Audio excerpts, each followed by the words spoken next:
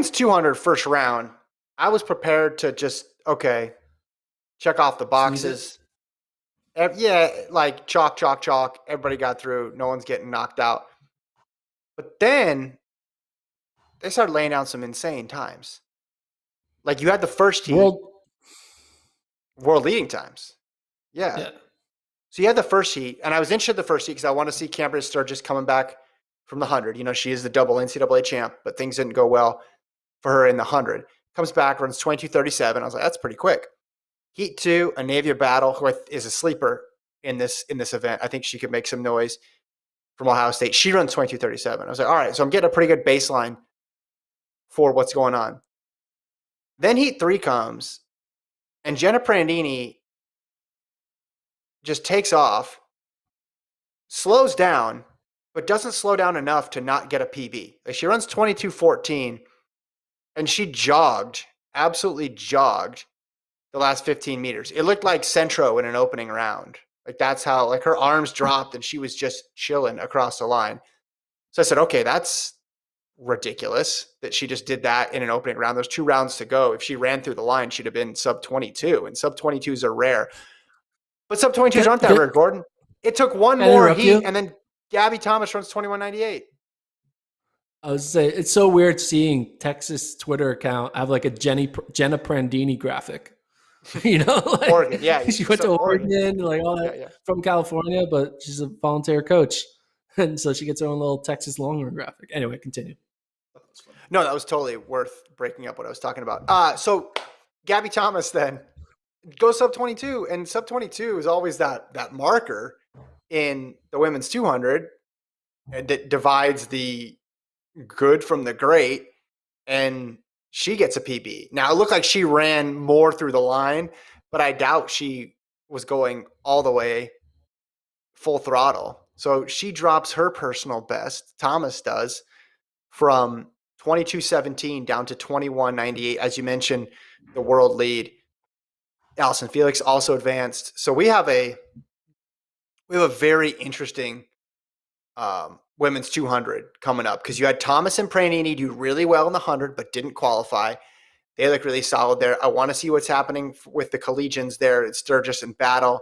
Obviously, Brittany Brown is there. Tiana Daniels made it in the 100. Allison Felix made it as well. Don't know how much she was exerting. Was she cruising, or is her best event now the quarter? I don't know, but obviously you'd say Thomas and Prandini are the clear favorites after round 1. They did as much as they could to separate themselves from anybody else, I think, that you can do in a first round scenario. Yeah, and for those who don't know, we did a workout Wednesday with Gabby Thomas. You were there in Austin, Texas, and now she's running 21:98. She might get an Olympic medal with the way she's running. Check out that workout Wednesday. It's on our site. It's also on our YouTube channel, not the FloTrack podcast YouTube channel, the other one. But yeah, you got a little fun little back and forth with her and Morlake Kinnison and her coach Tanja Buford Bailey. Yeah, I mean, 21:98 is what is definitely medal contender, not even a contender, medal like favorite. If you're running sub 22, you are a medal favorite. Yeah, because everything goes crazy in the 200. Men or women, doesn't matter. Things go haywire. Did we put this tweet up yet? Because it's always good to check in. Michael Johnson's been tweeting a lot. So let's see what he has to say about this. I'm going to be honest. I wasn't excited about the women's 200. Come on, Michael. What are we doing here? Times have been so-so to this point. Half the field coming into prelims were collegians. But this is good. All right. You sold Michael Johnson. Sometimes. Do we have a confidence check yet on Michael Norman for Michael Johnson? Do we have an update on that one? The way Michael Johnson tweets about track and field is the way Magic Johnson tweets about the NBA.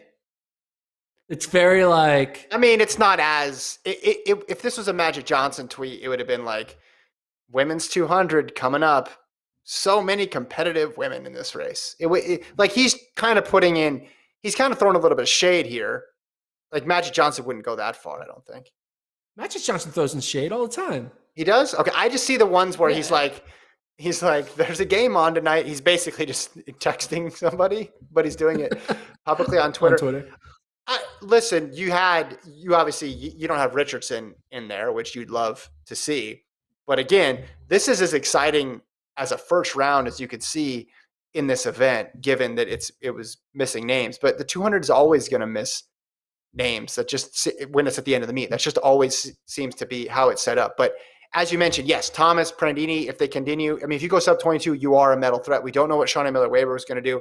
I feel good about Dina Asher-Smith. She's solid in this event. You don't know if Fraser Price is going to double back or Elaine Thompson, hurrah.